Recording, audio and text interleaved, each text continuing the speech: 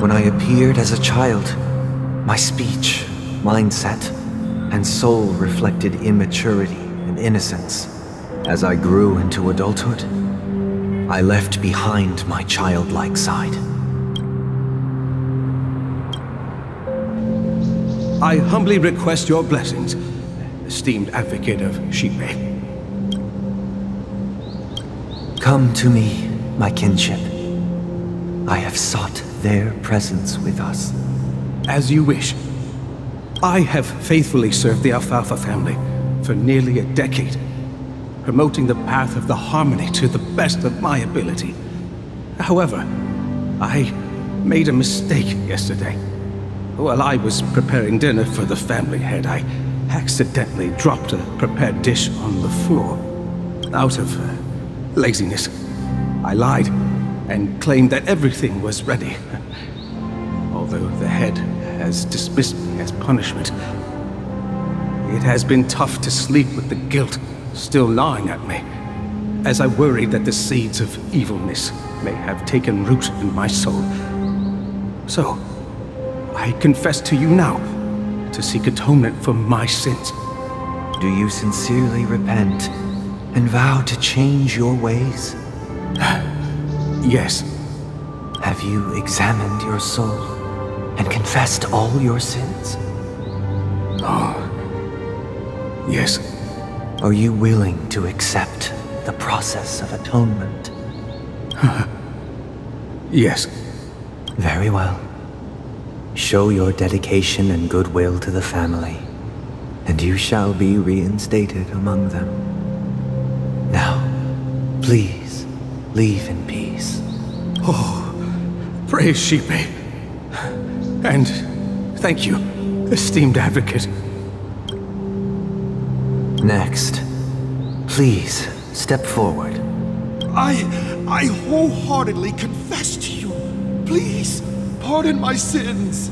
Rest assured, I have implored their presence to be with us. As long as you are sincere, absolution will be granted. Oh, great.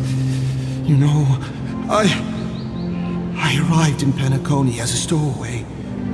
I sold everything to get a ticket. My house, my land, and my 2 children. I see. Please, go on. My children were starving, and I hoped they'd have a chance at survival if they became slaves here. If I can strike it rich here, I'll lift them out of that situation and give them the life they deserve. But the Bloodhound family got wind of it. They're on my tail, hunting me down. I thought I could bring my kids here. It was all my fault. All my fault. The family is ready to forgive all sinners. I'll ask the Bloodhound family to cease their pursuit. You don't need to live in fear anymore. Oh, thank you. Thank you. I'll work my hardest to redeem my children and make them part of the family. Praise the harmony!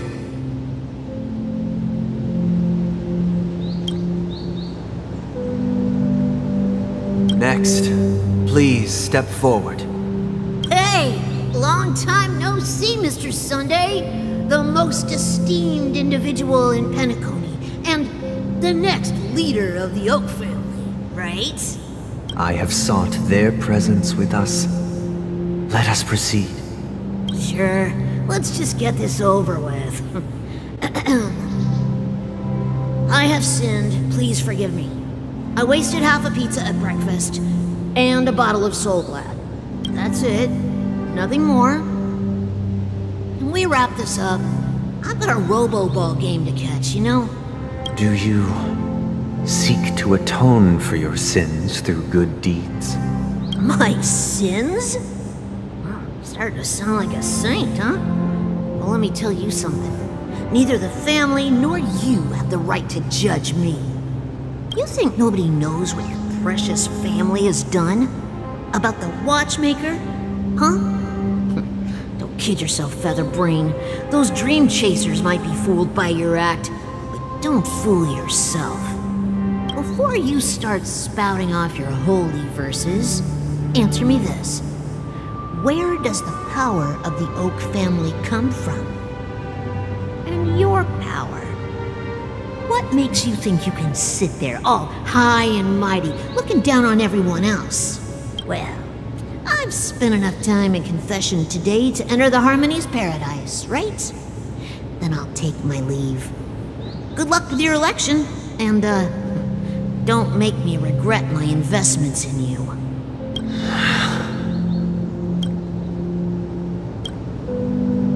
Oh, revered triple-faced soul, hear my doubts. Who can judge the strong when their power hides their crimes? Who can vouch for the weak when they will pay any price to survive? Who can comfort the purest souls when even they get led astray? If the strong defending the weak is truly the foundation of paradise, then who is responsible for the suffering and anguish in this wretched world?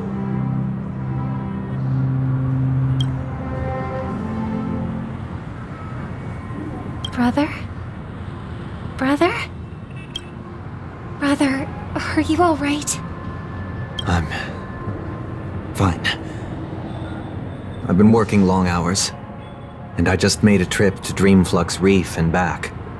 So, I'm a bit out of sorts. But it'll all be over before we know it. You've been working non-stop on the Charmony Festival, Mr. Sunday, and no one could have predicted this incident. Even if the Stellaron does pose a grave threat, I still feel sorry for all the trouble we've caused you. No need to worry about troubling anyone. The Charmony Festival was meant to spread joy and harmony across the cosmos. But now that we know the truth, I'm afraid we'll have to cancel it. It has always been our wish to make everyone happy, so... we'll do our best to explain everything to the Dreammaster. I'm sure he'll understand, even if the negotiation does not go smoothly. I'll refuse to go on stage. Without the Chordmaster, the Harmonious Choir would not arrive, and the Charmony Festival would be just a grand performance, and nothing more. I'm relieved to see your determination. You know, since arriving in Penacony, we haven't had any contact with this Dreammaster himself.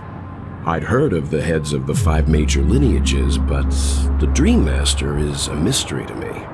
The Dreammaster rarely grants an audience, even for us. But, given the urgency of the situation, he's agreed to meet us in person. Perhaps you'll be the first guest to meet the Dreammaster in years, Mr. Yang.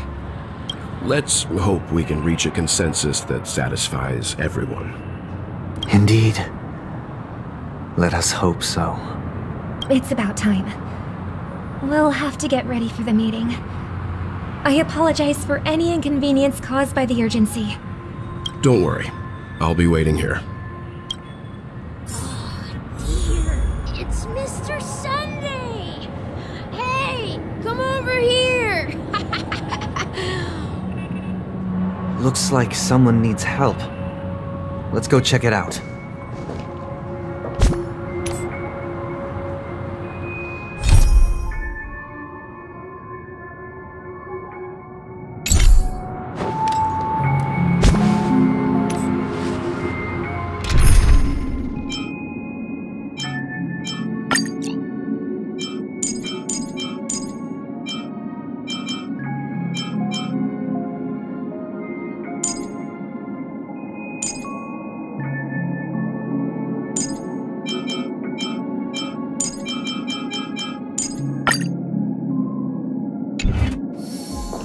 Thank you for everything you've done.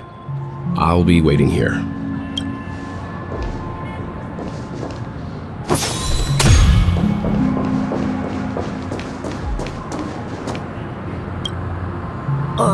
Mr. Sunday.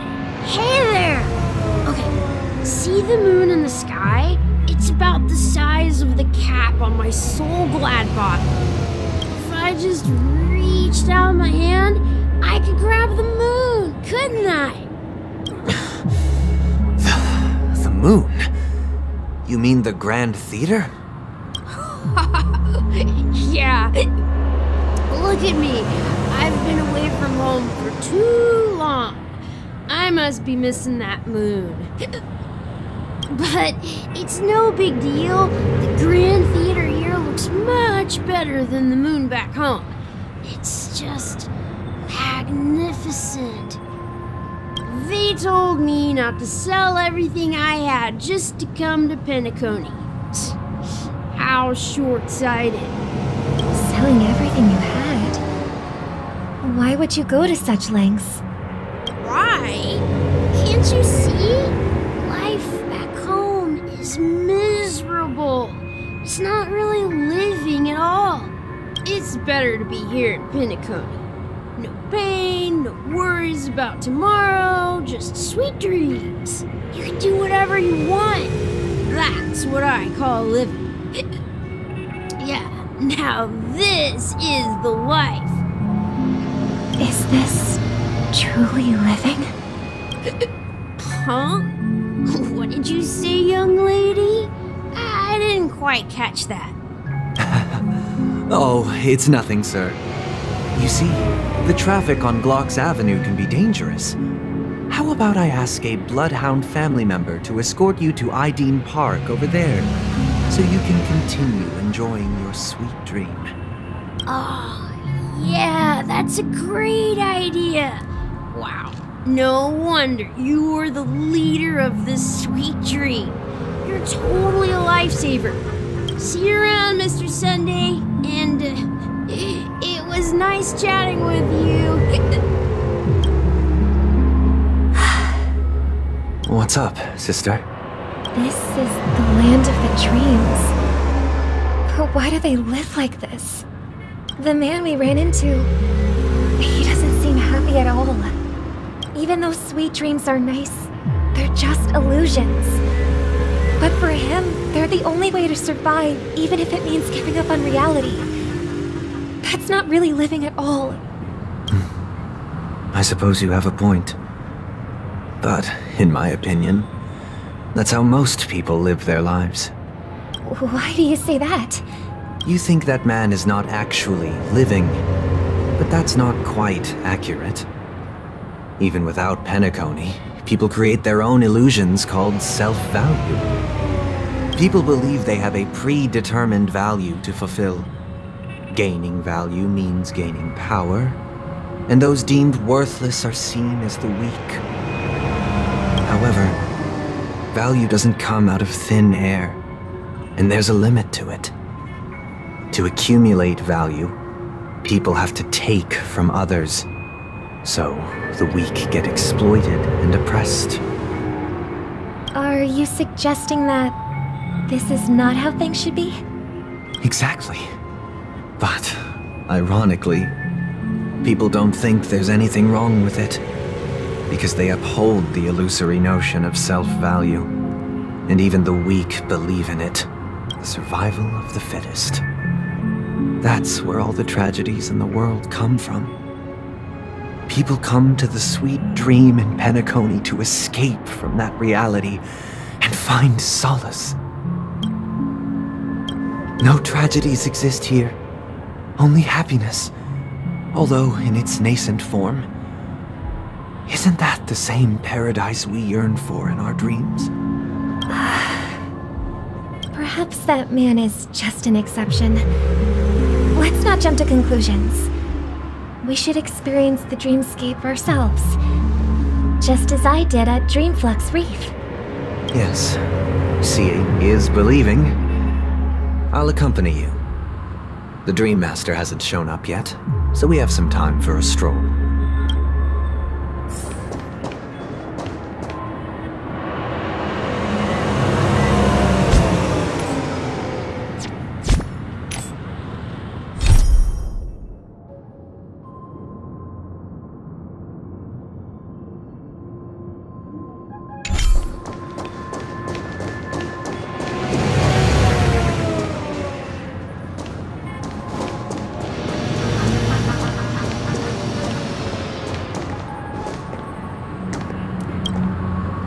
Glad to meet you again, Robin. How are the preparations for the Charmony Festival coming along? We're all so excited about it. It's going smoothly. Thanks for making the trip to join the festival. You're too kind, Robin. It's a pleasure to have guests from all over the universe celebrating day and night. I can't stand being lonely or bored, so this jubilant dreamscape is perfect for me. But if this went on forever, would it get boring too? Nah, not at all. Who would get tired of having so much fun? Every day, you get to wear fancy clothes, explore all sorts of dream bubbles, indulge in delicious food without gaining weight, and you never get old or sick. As long as you can afford a room, this place is the ultimate paradise. But you know that only a few things can be brought back from the dreamscape to reality, right? That's exactly why I don't plan on bringing anything back. Just enjoying the dream itself is good enough for me. I mean, I'm not one of those long-living species. I only have around 60 or 70 years in this lifetime, and there's so much to worry about. Being happy here is pure bliss. Only in this sweet dream can I truly feel like I'm in control of my life and fate. Who would want to go back to reality after experiencing this bliss? I see. I genuinely wish you all the happiness in the world. And I wish you a fantastic performance, Robin! I'm off to the Blue Hour for the ball. See you later. Seems like that guest's perspective didn't resonate with you either. She had a valid point, and I could sense her genuine happiness. It's just that...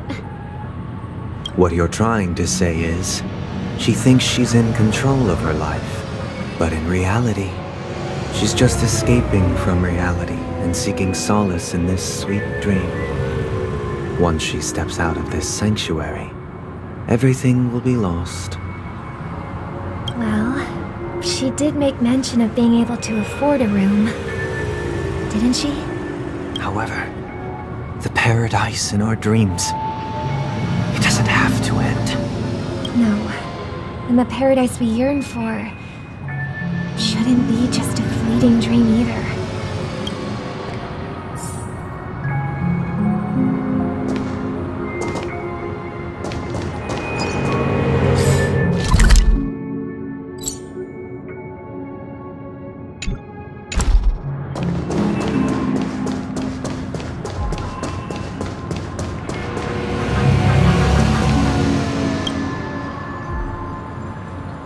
The scenery in this dreamscape is truly breathtaking, isn't it?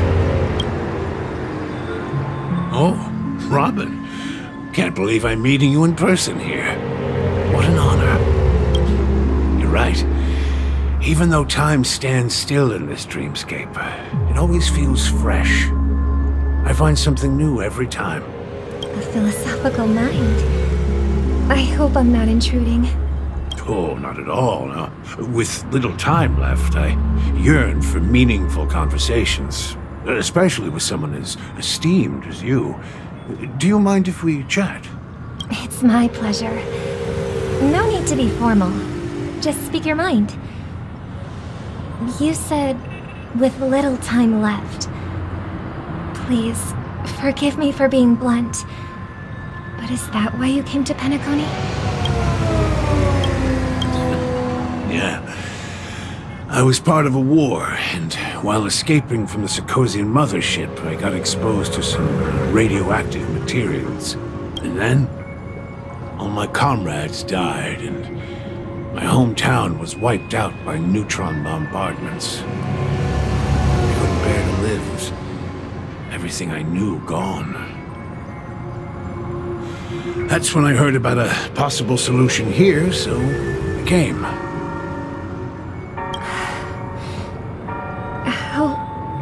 Heart-wrenching. I hope the family has been able to help you. They have, and I'm truly grateful for that.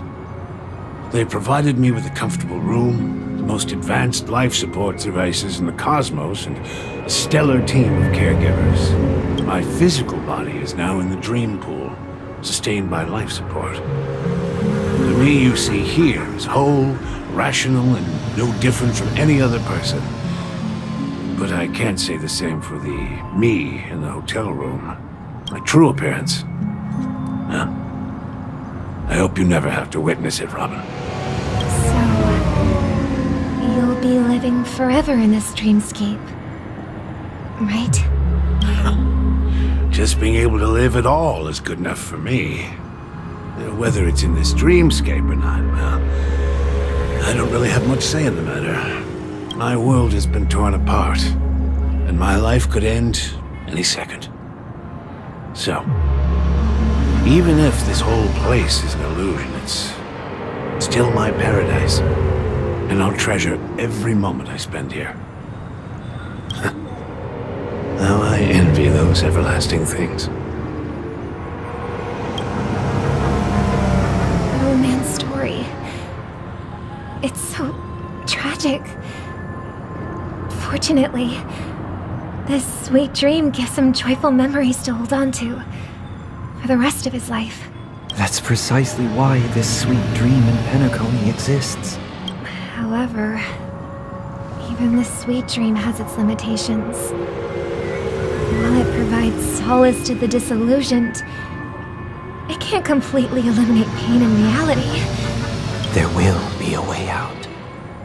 Penacony is already on the right track.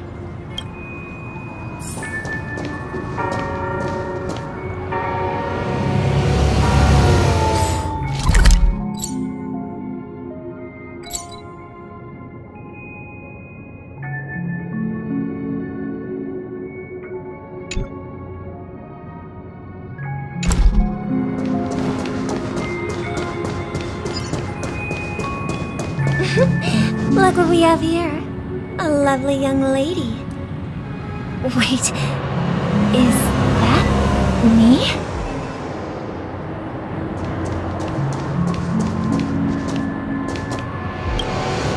Brother, what a surprise to see you again. Show yourself. Your trick won't work on us. I've heard that a skilled mass fool received an invitation too. That must be you, right? Did you enjoy yourself? Barely. The people here are way too gullible. A little bait is all it takes for them to bite. And they run away at the slightest hint of danger. In other words, they're naive and cowardly. Now that you've had your fill, it'd be wise to leave before it's too late. The music of the harmony doesn't tolerate discord. What? Now that you have the real Robin, I'm useless? Oh, how disheartening. I've done so much for the family. You should be thanking me, because if it weren't for me cleaning up this mess, Penacony would still be in shambles. Don't you think? That was a personal request from the head of the Iris family, and it has nothing to do with us. Step aside and stop causing trouble for the Charmony Festival. The Charmony Festival? You think you can scare me? You think I have no idea what you're planning? I don't care what you're thinking, chicken wing boy. But I'm pretty sure lovely Robin won't be appearing on stage. After all, you're well aware of what a sorry state this dreamscape is in under the banner of harmony. Penacony, the land of the dreams. Is this truly the paradise you desire? Stop it. What's the rush, chicken wing boy? Did I get to you?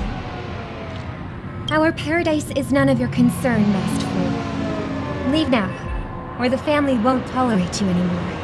All right. I'll go. But Robin, I suggest you seriously consider this. Do you really believe those living in dreams can escape pain and find true happiness? Well, I've done my part. patiently waiting for the fireworks to begin. Here, the last 2 gifts for both of you. And don't lose them. If by some unfortunate chance the Charmony Festival starts against all odds, remember to use them during the show. And it'll be thrilling. Bang! I heard a raven cawing in the distance. It seems the Dreammaster will arrive soon.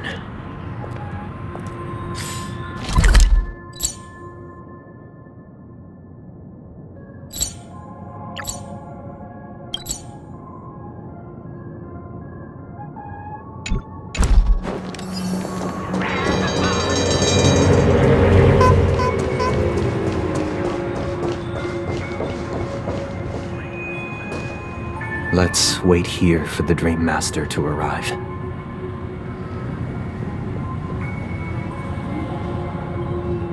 Okay.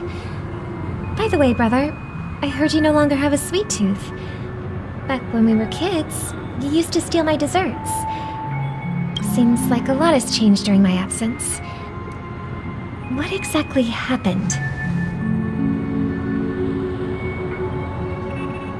Well, someone has to stay awake even in this sweet dream. But that someone doesn't have to be you, or anyone in particular. You're carrying too much on your shoulders, brother. The paradise in our dreams, it shouldn't be like this. Penacony is nothing more than a dream. It can't erase the worries and pain of reality, or bring true happiness. It only offers an escape from reality. Nothing more. Remember the old man we met earlier? Without this dream, he might have completely lost himself.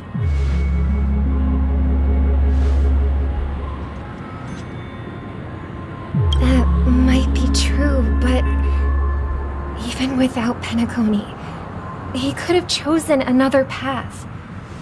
As far as I know, the Intelligentsia Guild has been promoting their rehabilitation techniques for a long time now. That path may have been more ordinary and challenging, but now he is receiving hospice care in a comatose state, and his fate is sealed. Is Penacony granting these people a future? Or is it taking it away from them?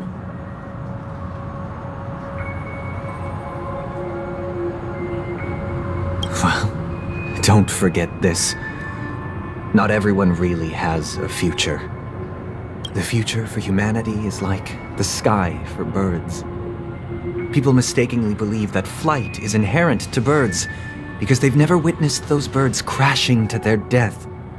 Do you remember how we took in that little Charmony dove when we were young? Yeah, we took care of it. Provided food and water, groomed its feathers. And later, when I decided to leave Penacony, I opened the cage and set it free. Well, I didn't mention what happened to it in my letters because I didn't want to upset you. Shortly after you left, it crashed to its death right in front of your window. I had surmised as much. I knew you wouldn't have avoided mentioning the bird for no reason. Despite that unfortunate outcome, I still believe it was the right decision. Birds aren't meant to spend their lives in cages. They belong in the sky, even if they can't fly. But here's the thing. If there are birds in this world that can never fly, can we really assert that they belong in the sky? Are you implying that the same goes for humans too? Let's take the Astral Express as an example. The Nameless made tremendous efforts to bridge worlds, gaining fame across the universe. However, Only a few extraordinary individuals can endure such a perilous journey. That's because the pursuit of the Trailblaze exceeds the capabilities of ordinary humans. Otherwise, why would this path be filled with broken rails, an abandoned express, and even a fallen Eon? That's just sophistry. If that were true, then only the powerful would have the right to determine the future. Unfortunately, that's exactly what happens. Another name for the future is self-value. While this world has its fair share of heroes who inspire people and garner admiration for their heroic deeds, the majority of ordinary people will never become heroes in their lifetime. Some are born weak and vulnerable. Some find themselves trapped in unfortunate circumstances. Some fall victim to malice and cowardice. When it comes to survival, everyone is equal. And the weak can only watch as their value gets constantly diminished by external forces. That's why we should care for the weak and support them as if their suffering were our own. That's what the Odes of Harmony have always taught us. While the Harmony holds noble aspirations, the strong will always be strong, and the weak will always be weak. Even in this carefree dream. Human nature contains greatness, but it also harbors inherent weaknesses that can't be eradicated.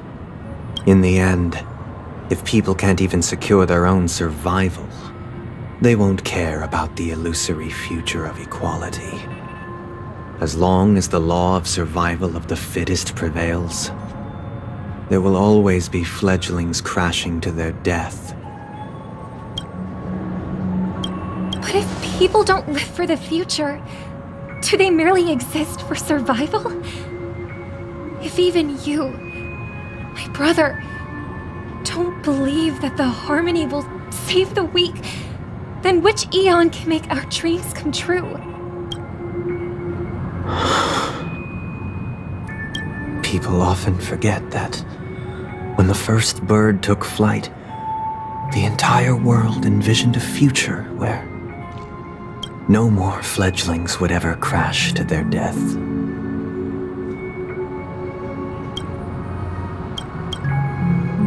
Are you reading, sister? What are you reading? Mr. Gopherwood gave me a picture book. It's about the story of the harmonic strings. If I could become a chord master, I'd like to summon Dominicus, the harmonious choir. I want to sing with everyone and spread our wishes so that all can feel happiness and joy. I see. Then I would summon the harmonious choir too.